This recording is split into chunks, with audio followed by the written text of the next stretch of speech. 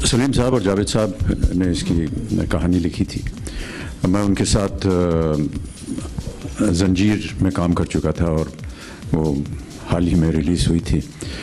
और जब उन्होंने मुझे ये कहानी सुनाई अगली फ़िल्म के लिए तो मुझे बहुत पसंद आई और उन्होंने जा कर के थोड़ी सी पैरवी की मेरे लिए रमेश जी के सामने।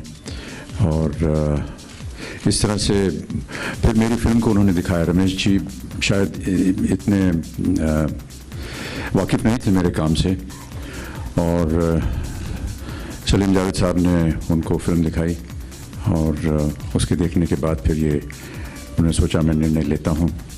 बीच में जब मुझे लगा कि शायद इसमें नौकरी मिले ना मिले, मैं धर्म जी के पास भी गया, उनके घर गया। मैंने कहा कि मेरी बड़ी इच्छा है इस फिल्म में काम करने की, अगर आप थोड़ी सी मेरी भी सिफारिश कर देंगे तो अच्छा होगा। तो ये मिलजुल करके इसी तरह काम मिल गया रमेश जी के। तो वो मैं ये बता दूं कि जब हमने कहानी सुनी तो सबसे पहले मैंने ही सलीम जावेद से ये भी यही कहा था कि ये गब्बर की भूमिका मैं करना चाहता हूँ। और जितने लोगों ने इसको सुना वो सब यही चाहते थे कि वो भूमिका निभाएं, क्योंकि वो बहुत ही उत्तेजित थी, बहुत अच्छी भूमिका थी, बहुत अच्छा किरदार भी था। लेकिन अंत में रमेश जी ने कहा नहीं, ये आप ये करेंगे, धर्म जी ये करेंगे, हेमा जी ये करेंगी और गब्बर नहीं करेंगे आप।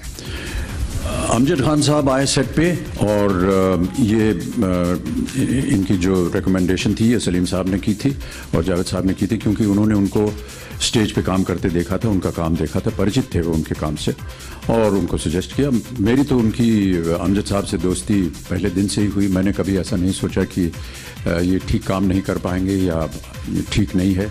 और जैसा कि आपने कहा, बहुत से लोगों को ऐसे लगा शुरुआत में कि शायद उनकी आवाज़ जो है वो अनुचित नहीं है इस किरदार के लिए, लेकिन जैसा कि आपने कहा वही आवाज़ जो है वो प्रचलित हुई। बहुत सी ऐसी फिल्में होती हैं फिल्म जगत में जो एक दर्शक के लिए एक तरह से मन के अंदर एक जगह बना लेती हैं, फिर वो हटती नहीं है। ऐसा मान लेना कि उसके बाद ये दयनीय दशा हो गई, ये तो मैं नहीं मानना चाहूँगा, क्योंकि बहुत से नए कलाकार आए, निर्देशक आए, निर्माता आए और बहुत सी अच्छी अच्छी फिल्में भी बनी। लेकिन कुछ फिल्में जो हैं वो अपना एक स्थान छोड़ जाती हैं। ये विश्व भर में ऐसा होता है।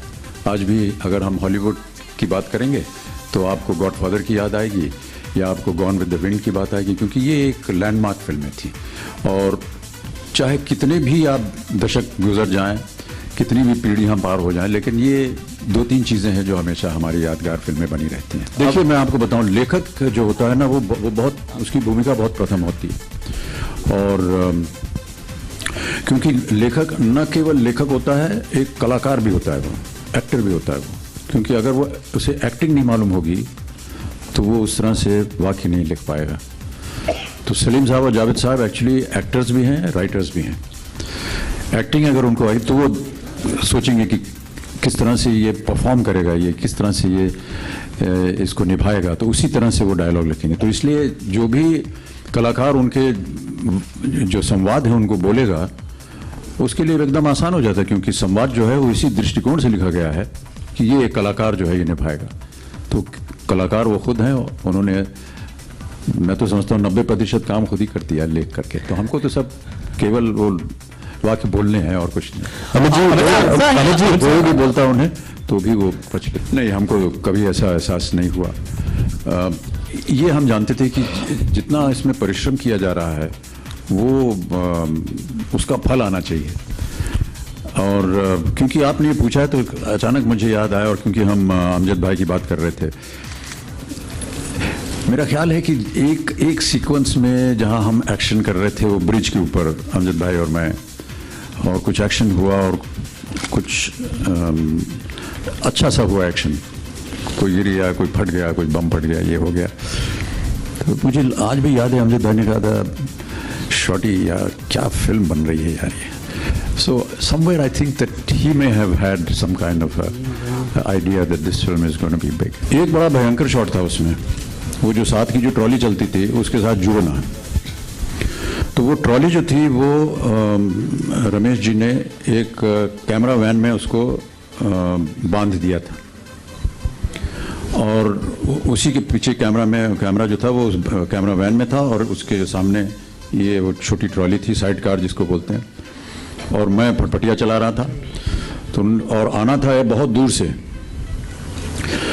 अच्छा, उस ज़माने में वॉकी टॉकी वगैरह नहीं होती थी, तो इतनी दूर से वो प्लेबैक साउंड जो था वो हमको सुनाई नहीं देता था। तो पहले हम लोग आए फटफटिया के पास, ये अपना जहाँ कैमरा वैन थी, वहाँ गाना सुना, उसका रिदम सुना, ऐसे ही गाते गाते गाते फटफटिया चलाते हम बहुत दूर चले गए और गाते रहे। फिर वहाँ से जब सिग्नल हुआ तो हम लिप सिंक भी करना था, गाना भी था और इसके साथ जुड़ना भी था। और एक ऐसी 2 गलियां थी, उसके बीच में से एक गली को लेकर के आना था, और वो टाइमिंग ऐसी होनी चाहिए कि जैसे ही ये कैमरामैन एक जगह पर आए वहीं पर हमको जुड़ना था, क्योंकि वो फोकस वगैरह वहीं लिया गया था। तो सब हो गया किसी तरह। अमित जी वहाँ से चले, गाना भी सही हो गया, मुद्राएं भी ठीक हो गई और आकर के जुड़ भी गया। अमित सर, पहले ही टेक में हुआ वो। I can't put my finger on it, I just feel that if I have been involved in a film and somebody wants to remake it, I look upon it as a compliment to the film. Whether it should be remade or not, this is a decision that has to be taken by the producers and the makers and the artists that want to join it. Some films have been remade and they have been very successful as well. But yes, this is something which is a kind of a debate, you know. In a way it is complimenting the original. In a way it is saying don't touch the original because that was the best.